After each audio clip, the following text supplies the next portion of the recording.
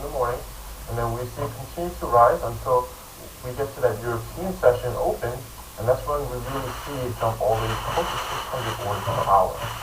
But what this is going on here is it kind of fluctuates in between those European trades until we really get to that US Open. And right when it opens, we see it all the way jump all the way to around 600 to 700, and we see it continue to gain pace as we go more into the US session. But one thing to keep in mind here is right around noon New York time, that's when we really see market volatility or market liquidity start to taper off, just because that's the time that the European market is closing.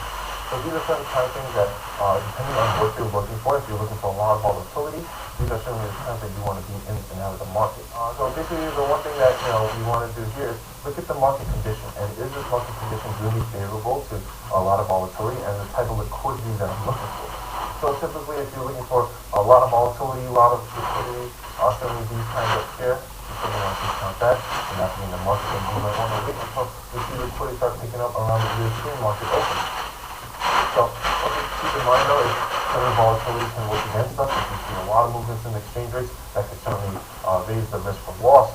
So really, if you want some decent amount of volatility as well as liquidity, European market seems really ideal, or right after the close of the European market is also a good time to come into the market.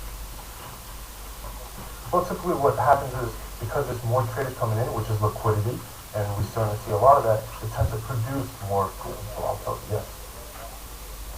Pretty much. Yes.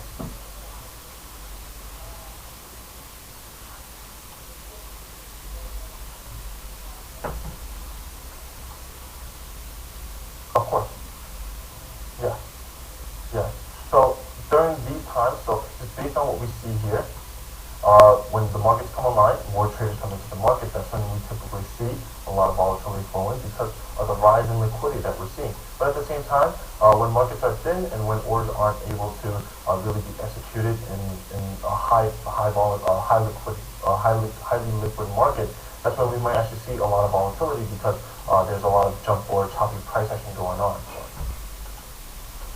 So one index I always like to look at is the relative strength index, and I typically like to use this on an intraday basis because it really gauges the magnitude of gains against the magnitude of losses over a given period of time.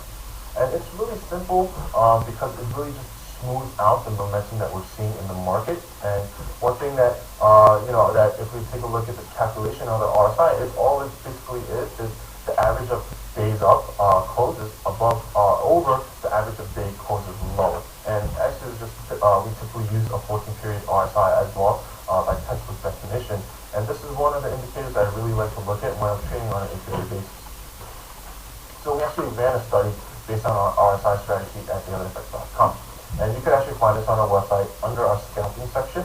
And this is just one of the prime examples that we clearly see that can favor scalp trading, where we see using the RSI. This was the basic strategy